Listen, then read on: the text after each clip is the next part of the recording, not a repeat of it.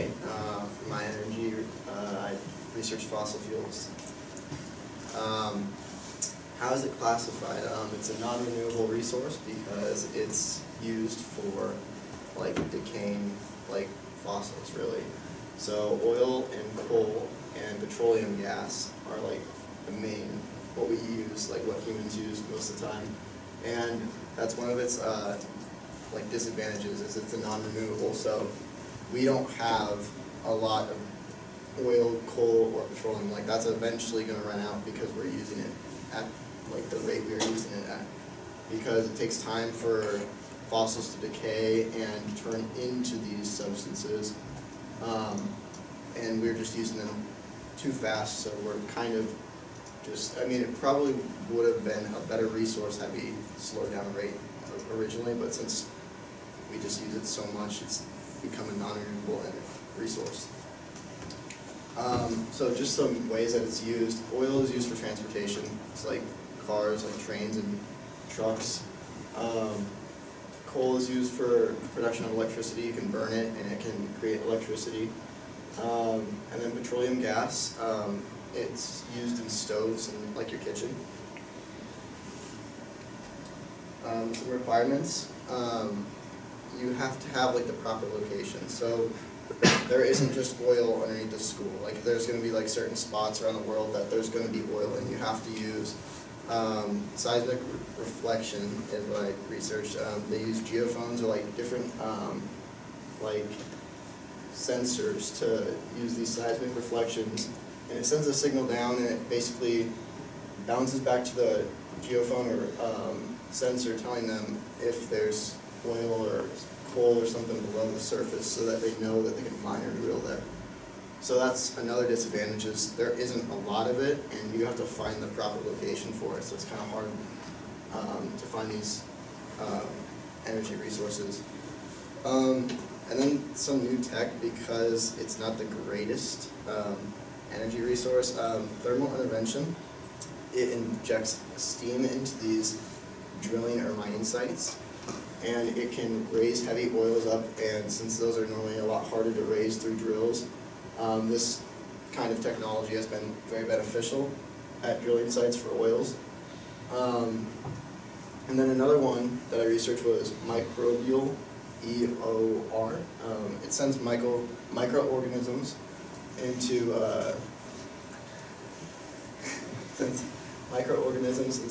into heavy oil sites, and what it does is it basically breaks down the heavy oils into lighter oils, which is easier. They're easier to extract with drills.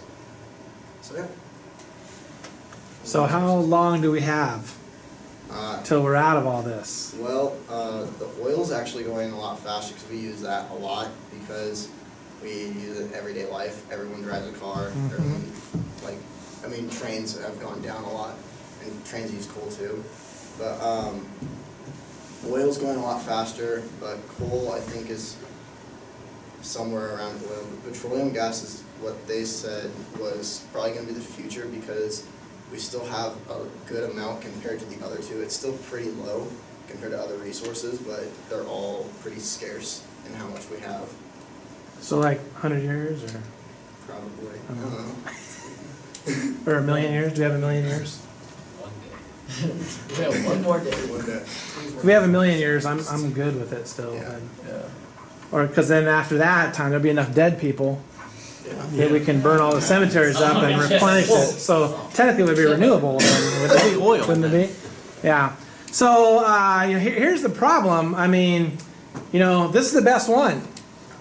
I mean, that's the problem. It's going to be, because you just can't get anything better than fossil fuels. Now, you might not hear that in the real world, but I mean, the problem is that for the amount of BTUs, the amount of energy you can get for getting this stuff is way too good. It's just way too good, and that's our problem. It would be great. I mean, just it's common sense. Everything's about money. Okay, you're going to learn this in the world.